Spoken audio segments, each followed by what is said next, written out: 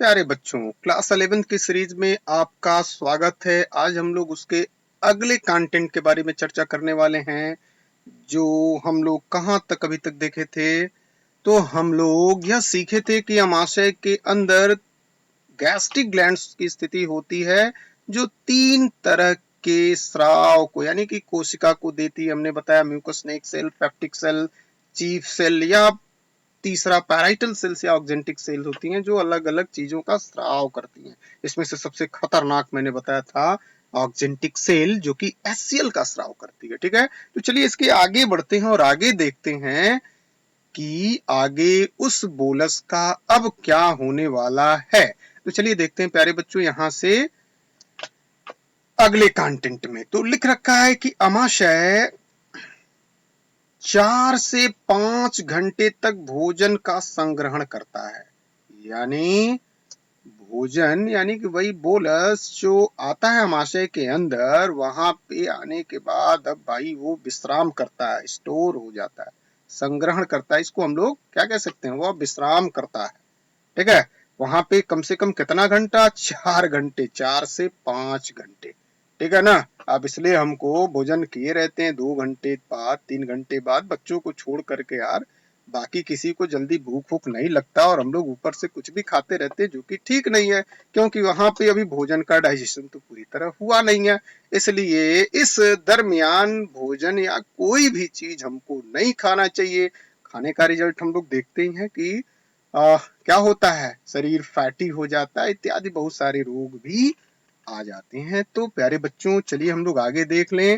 भोजन अमाशय में 4 से 5 घंटे तक क्या होता है, संग्रह, यानी कि वो स्टोर कर लेता है। फिर आगे क्या कह रहा है कि अमाशय की पेशी, अमाशय की पेशी दीवार के संकुचन संकुचन द्वारा भोजन अम्लीय जठर रस से पूरी तरह मिल जाता है, जिसे क्या कहा जाता है, काइम, जिसे काइम कहते हैं। प्यारे बच्चों, अब बोलस किसमें कन्वर्ट हो रहा है, तो काइम में। अब यहाँ से स्टोरी थोड़ी चेंज होने वाली है हमारे अमाशय में। तो कहने का मतलब, जो अमाशय है ना, उसके अंदर पेरिस्टालिटिस यानी कि 2 तरह की गतियां होती हैं। पूरे एलिमेंट्री कैनाल में ठीक है, क्रमाकुंचन गति, जो कि पेरिस्टालिटिस मूवमेंट कहते हैं, एक और गति होती है। ठीक है ना। तो अधिकतर ये पेरिस्टाल्टिस गति हमेशा होती रहती है, जिसके कारण होता क्या है कि वह भोजन जो कि बोलस के रूप में हमारे अमाशय में रहता है, अमाशय की दीवार यानी कि पेशियां जो ये गति कर रही होती हैं, इसके कारण से क्या होता है कि पूरा का पूरा वह बोलस यानी कि भोजन अम्लीय रस में डूब जाता है, माने मिल जाता है। यानी कि अम्लीय रस का मतलब क्या कि जो ऑक्जेंटिक सेल है ना, वो किसका स्राव कर देती है, एचसीएल का। ठीक है ना। उसके पहले जाहिर सी बात है कि पहले एक म्यूकस का लेयर कर देती है हमारे पूरे अमाशय में, ताकि वह अमाशय को कोई क्षति न पहुंचा पाए, यानी कि एचसीएल बहुत ही डेंजरस होता है। उसके बाद ऑक्जेंटिक सेल्स क्या करती है, तो सीधा सीधी एचसीएल का स्राव कर देती है, जिससे इसके कारण जो बोलस है पूरी तरह से उसका माध्यम कैसा हो जाता है, एसिडिक हो जाता है। जैसे ही माध्यम उसका एसिडिक होता है, यानी कि जैसे ही अम्लीय जठर रस में पूरी तरह से मिल जाती है, रस से पूरी तरह से मिल जाती है, वह बोलस अब बोलस नहीं रह गया। अब उसका नाम क्या हो जाता है, काइम। तो इसे हमें याद रखना है कि जैसे ही जठर रस से यानी कि अम्लीय जठर रस से वह बोलस यानी कि अमाशय में आया हुआ भोजन का पार्टिकल पूरी तरह से मिल जाता है, तो अब वह काइम कहलाने लगता है। ठीक है, फिर देखिए आगे क्या होता है।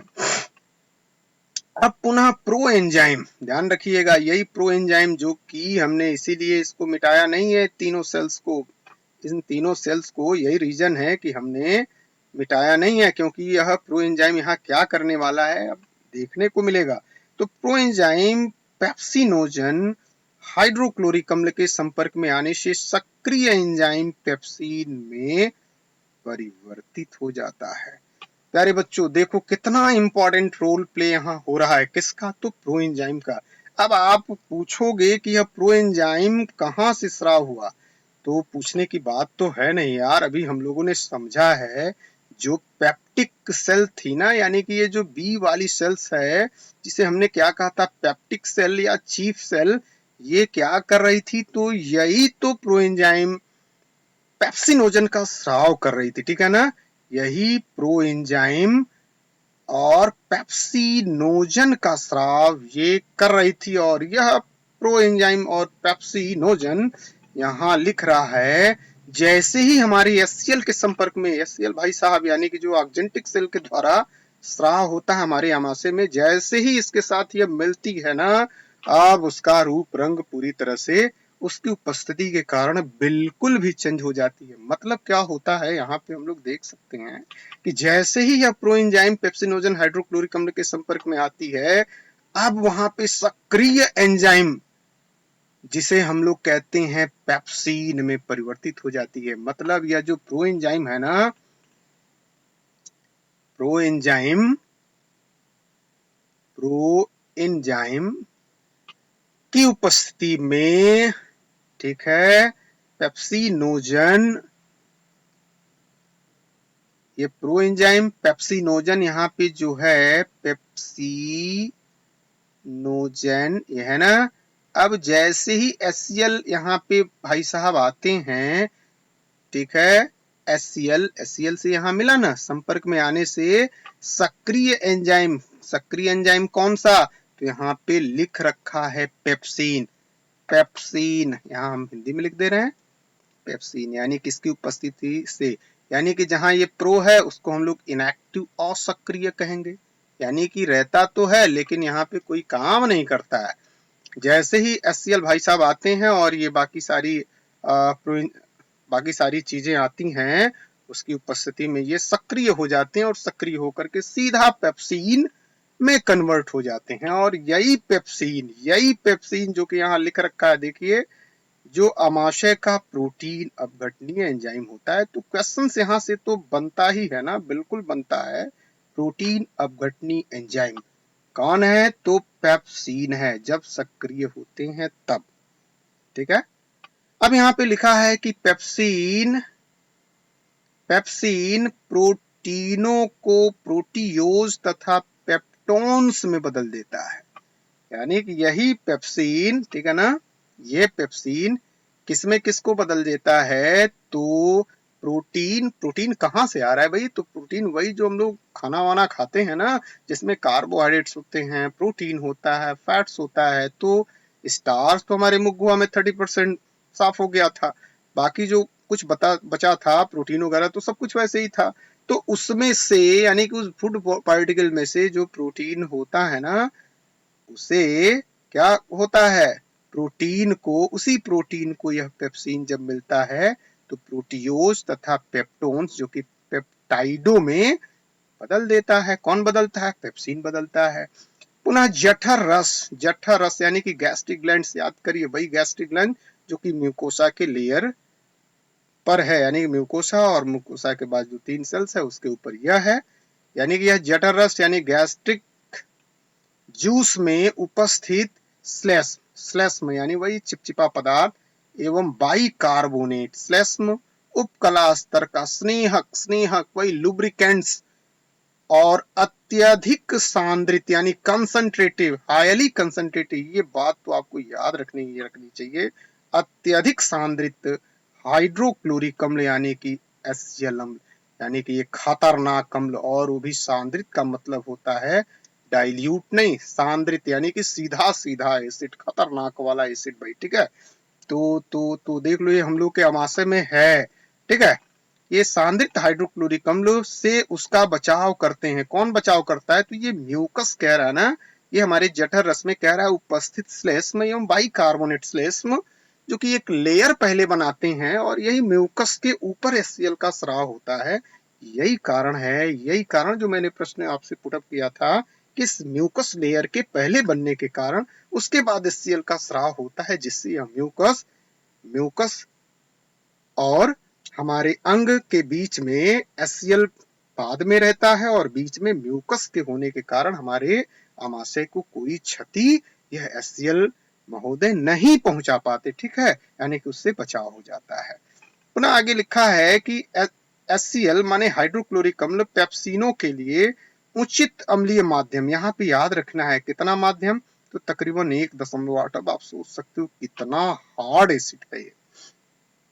जबकि आपको याद होगा जब हम लोग अपने माउथ में लार एमिलेज की चर्चा कर रहे थे तो 6.8 कह रहे थे, यानी कि बहुत ही कम अम्लीय हमने कहा था।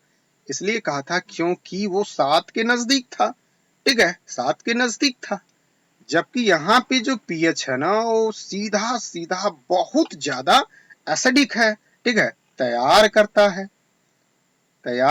है, यानी कि हाइड्रोक्लोरिक अम्ल पेप्सिनो के लिए एक अम्लीय माध्यम तैयार करता है, ठीक है। अब यहाँ आगे लिखा है एक इंपॉर्टेंट लाइन, नवजातों में यानी कि जो न्यू अर्ली बॉर्न बेबी हैं उनके जठर रस में रेनिन नामक प्रोटीन अपघटनीय एंजाइम होता है जो दूध के प्रोटीन को पचाने में सहायक है। प्यारे बच्चों, यहाँ से तो आपको जरूर ध्यान में रखना होगा, यहाँ से भी सीधे सीधे प्रश्न पुटअप करता है, सीधे सीधे प्रश्न पुटअप करता है कि जितने भी नवजात बोले तो छोटे छोटे बच्चे जो कि जन्म लिए हुए होते हैं और जो दूध पर ही आधारित होते हैं, दूध यानी कि जो माँ का दूध पीते हैं, या और भी कह सकते हैं छोटे बेबी माँ का ही दूध पियेंगे ना, ठीक है।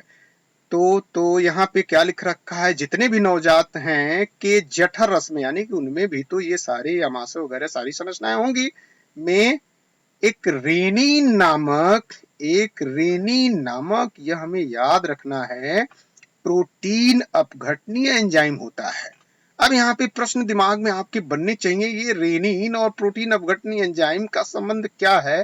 तो चूंकि ये छोटा बच्चा है, दूध पर डिपेंड है, भोजन तो करता नहीं है कि उसमें उसके प्रोटीन की बात हो, ठीक है। यदि भोजन करता और उसके प्रोटीन की बात करता तो यहाँ रेनिन नहीं बनता। तो सीधा सीधा अर्थ है कि नवजात में एक अलग तरीके से गैस्ट्रिक रस रेनिन नामक प्रोटीन अपघटनीय एंजाइम बनाती है, जो क्या करती है कि जो बच्चा दूध पीता है ना, दूध यहाँ पे हम लोग देख सकते हैं जो दूध के प्रोटीन को पचाने में सहायक होता है। प्यारे बच्चों, दूध में प्रोटीन पाई जाती है ना, कौन सी प्रोटीन पाई जाती है, जरा ध्यान से इसको पढ़ लेना। तो चलो मैं ही बता देता हूं, केसीन प्रोटीन दूध में है, तो दूध के प्रोटीन को यानी कि केसीन प्रोटीन को नवजात में यह रेनिन नामक प्रोटीन अपघटनीय एंजाइम आकर के दूध के प्रोटीन को पचाने में सहायक होता है। जबकि अब आप कहोगे कि जो पेप्सिन वहां पे मौजूद है, क्या पेप्सिन यहाँ पे कार्य नहीं करता?